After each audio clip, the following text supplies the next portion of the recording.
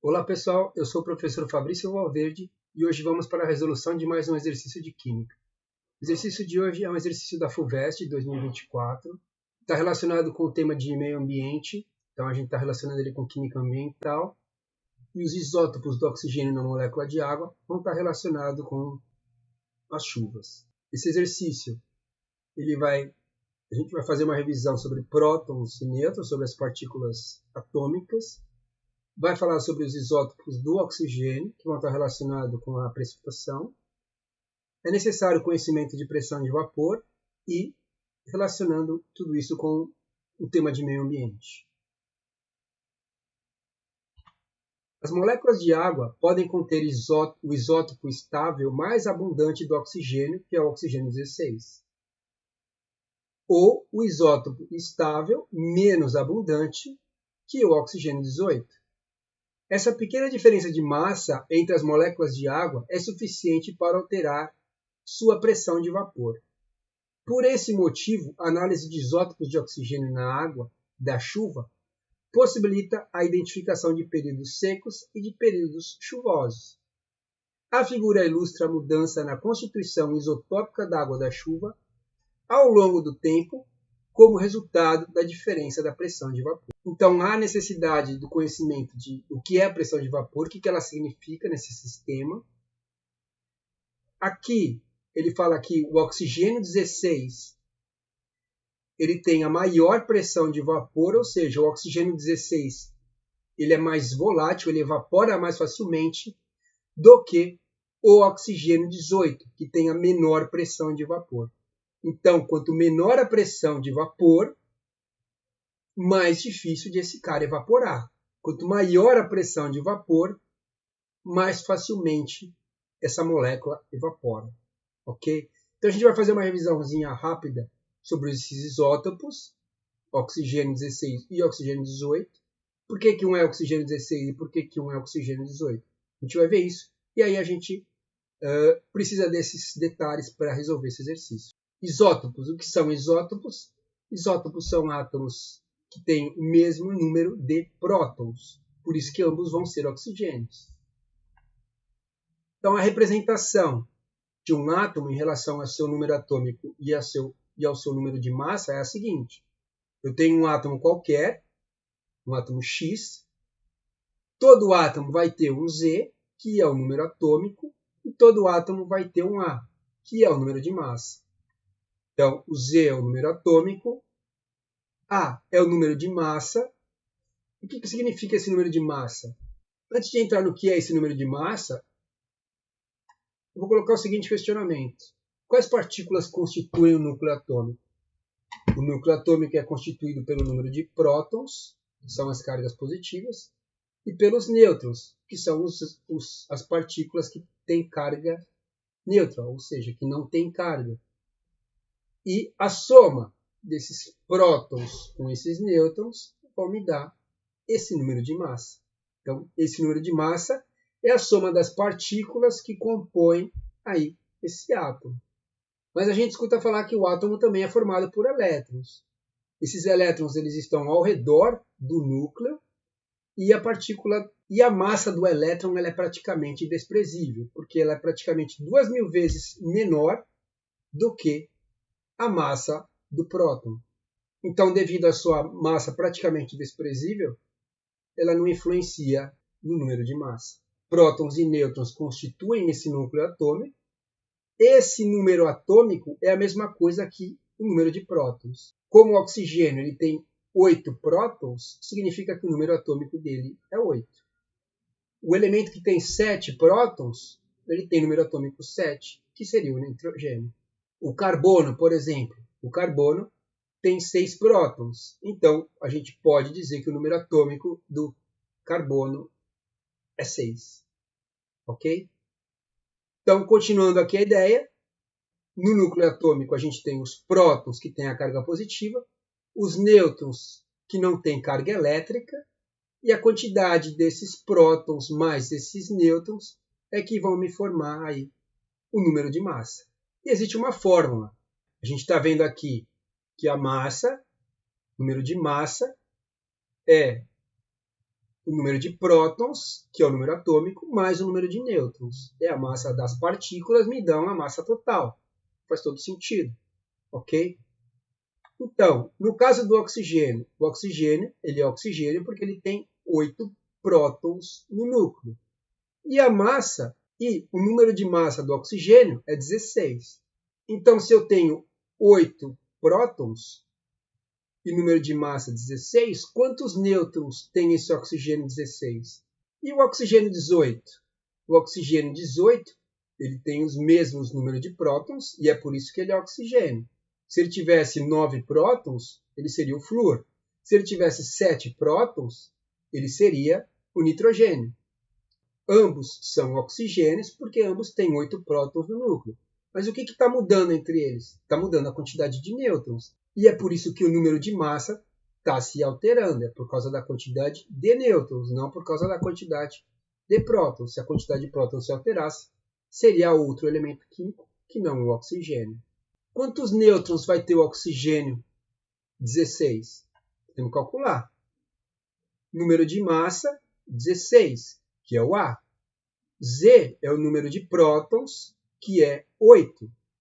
Então, para determinar quantos nêutrons, quando esse 8 para o outro lado invertendo o sinal, 16 menos 8 vai me dar 8 nêutrons. E é por isso que o número de massa é 16, porque eu tenho 8 prótons e eu tenho 8 nêutrons. 8 prótons com 8 nêutrons me dá o número de massa de 16. A mesma situação acontece para o oxigênio 18. Eu tenho número de massa 18, tenho o número atômico, que é o número de prótons, igual a 8, mando esse 8 para o outro lado, invertendo o sinal, 18 menos 8 vai me dar 10 nêutrons. Então, eu tenho 8 prótons mais 10 nêutrons, 8 mais 10, vai me dar a massa, o número de massa, que é 18. Então, é por isso que nesse exercício você tem o oxigênio 18 e você tem o oxigênio 16. Então, o oxigênio 18 ele vai fazer com que essa molécula de água ela seja mais pesada. Como essa molécula de água ela é mais pesada, ela vai ter uma menor pressão de vapor, ou seja, ela vai ser mais difícil de ela evaporar. Esse oxigênio 16, nessa molécula de água, vai fazer com que essa molécula de água ela seja mais leve. Com isso, ele tem uma maior pressão de vapor. Ou seja, como a massa é menor, ela vai evaporar mais facilmente. Então, esse é o conceito de pressão de vapor. Essa é a importância de se conhecer o que a pressão de vapor quer dizer. Então, menor pressão de vapor, mais difícil de evaporar. Por quê? Porque essa molécula de água ela é mais pesada. Maior pressão de vapor, mais fácil de evaporar. E isso está relacionado com essa molécula de água ser mais leve. Por exemplo, a acetona. A acetona ela evapora muito fácil. Ou seja, a acetona ela tem uma alta pressão de vapor em relação à água, por exemplo. Se eu comparar a água com a acetona ela evapora mais fácil, ou seja, ela tem uma maior pressão de vapor do que a água. A alternativa A ela fala em períodos de alta pluviosidade. Então, vamos interpretar esse esqueminha aqui. Então, o oceano tem moléculas de água com oxigênio 18 e tem moléculas de água com oxigênio 16.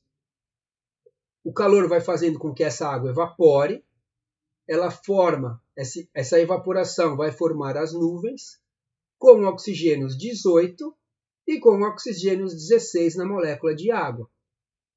Conforme o vento sopra, essas nuvens elas vão indo para a região continental e a primeira precipitação que ocorrer vai fazer com que a água que tem esse oxigênio 18, ele precipite nessa primeira precipitação. Por quê?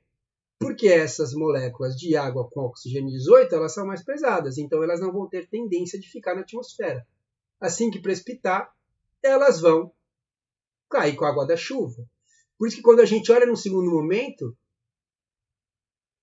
aqui, as moléculas de água que sobraram após a primeira precipitação, elas não têm mais água com oxigênio 18.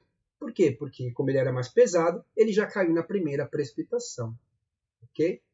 Então ele fala que em períodos de alta pluviosidade, ó, aqui tem mais moléculas de água do que aqui. Então aqui é um período de alta pluviosidade. Períodos de alta pluviosidade, as primeiras precipitações da nuvem são isotopicamente mais leves? Não, elas são isotopicamente mais pesadas, porque todas as moléculas de água com oxigênio 18 precipitaram. Então isso aqui está errado. As primeiras precipitações da nuvem são isotopicamente mais leves? Não, elas são mais pesadas. Então essa alternativa aqui, ela está errada. E a nuvem se enriquece relativamente com oxigênio 18? Não, a nuvem vai ficar apenas com oxigênio 16, não com oxigênio 18, porque foi ele que precipitou. Então, essa alternativa A ela está incorreta. Alternativa B. Em períodos de baixa pluviosidade é esse segundo momento. A constituição isotópica das nuvens pouco se altera ao longo do tempo? Sim. Não tem mais oxigênio 18 na molécula de água, só tem oxigênio 16. Então ela já não se altera mais aí a constituição isotópica da nuvem. Por enquanto está correto. E a pouca chuva dessas nuvens é relativamente enriquecida com oxigênio 18? Sim. A partir do momento que essa chuva, essas moléculas de água que caírem com a chuva, elas vão cair no solo, elas vão percorrer aqui e entrar em contato com quem? Com as moléculas de água do oxigênio 18. Então essa alternativa aqui é a alternativa correta. Mas vamos dar uma olhada nas outras alternativas.